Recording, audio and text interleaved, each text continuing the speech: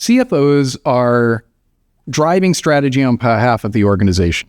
They're finding ways to position the adoption and evolution of AI. At the same time, they are challenged with the cost of energy resources and the paradox that represents by the more AI you use, theoretically, the more energy you're using. How do you see organizations dealing with that debate?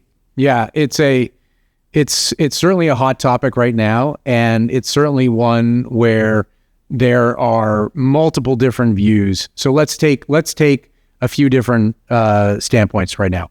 First of all, we are at a point in time, and the AI models that are energy inefficient today are going to get a lot more efficient as we go forward. There's a very interesting memo, I think, from Sergey Brin in Google at the very start of the internet revolution, who said they were very power hungry then for search, and that was a problem that was going to be solved. And sure enough, that problem got resolved. I think we will see the models become, and the training of the models become, a lot more efficient as we go forward. Second, many of the operators of AI models and data center operators also have pretty strong sustainability goals. So they're looking for ways to power their AI needs with low carbon or zero emission energy. And they're doing unique things like looking into geothermal or nuclear, or powering it with solar plus batteries or renewables plus batteries.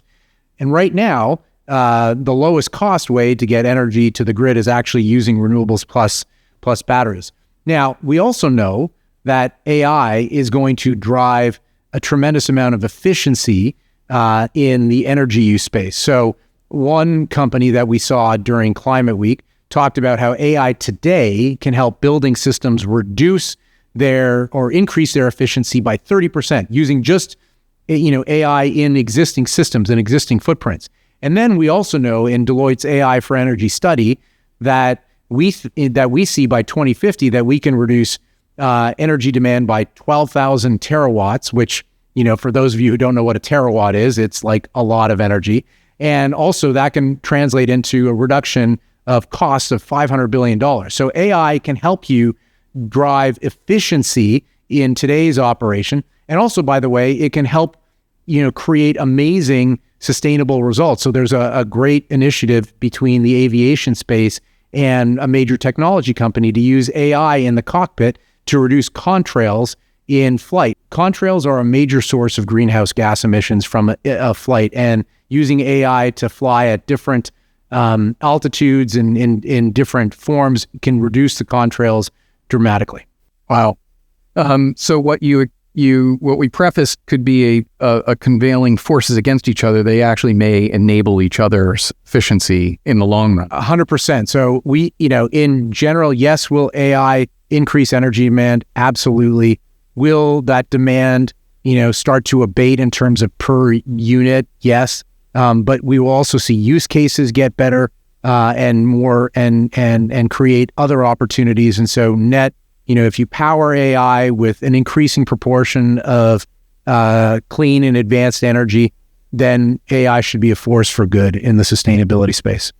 So as a follow-up, our finance trends report identified that about 57% of leaders in the organization are more involved in driving strategy for the organizations. How have you seen the CFO role morph or emerge over time relative to these two really strategic initiatives? Well, I think, going back to what we talked about before, these are both important places where organizations are deploying capital, both to sustainability commitments, but also to driving AI. And so whether or not we're calling that strategy, it's an expression of the strategy.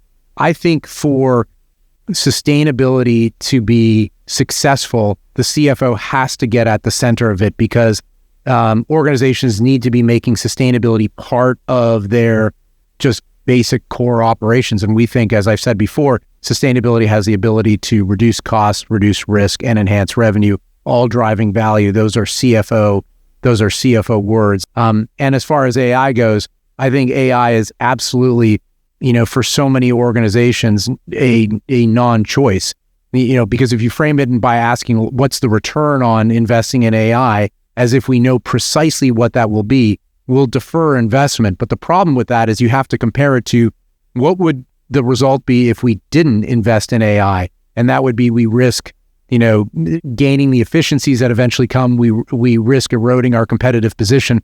So CFOs absolutely have to be stewarding that investment to make sure we're being as efficient as we can be, but also being as aggressive as we need to be in order to maintain our competitive standing.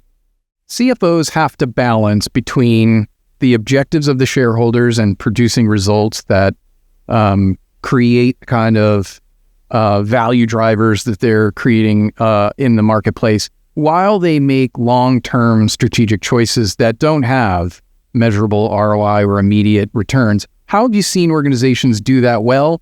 What are some of the challenges that they have to overcome? So I'm pretty simple in this regard. So that, like, when I have done valuation work in my career, I'm always reminded that most of a company's value sits in the so-called terminal value, right? The part, like if you forecast cash flows for 5 to 7 years, and then we all make that assumption that says we're going to freeze the organization in time, and and those cash flows will just go on forever.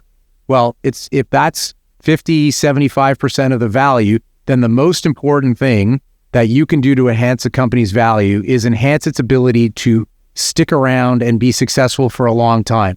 So I don't see any daylight between investing to promote a long-term competitive advantage and working for shareholders. I think, unfortunately, what often gets translated is working for shareholders means being short-term, goosing profit in the short term and focusing on something measurable now. When in fact, if you kind of just look at the place where intrinsic value is created, it's by being around a long time. And how do you be around a long time? You take care of all your stakeholders. You take care of your customers first and foremost. You take care of your employees because they're the people that deliver. You take care of your communities. And all of that serves to enhance the value that you create for shareholders. So really important how you tell the story. Yeah. Great. Thanks. Yeah. And sorry, that is 100% right. You have to be able to have the courage to tell the street that this is my long-term thesis. And this is the logic behind which we'll create value. And we see investors rewarding those kinds of strategy when the logic is laid clear.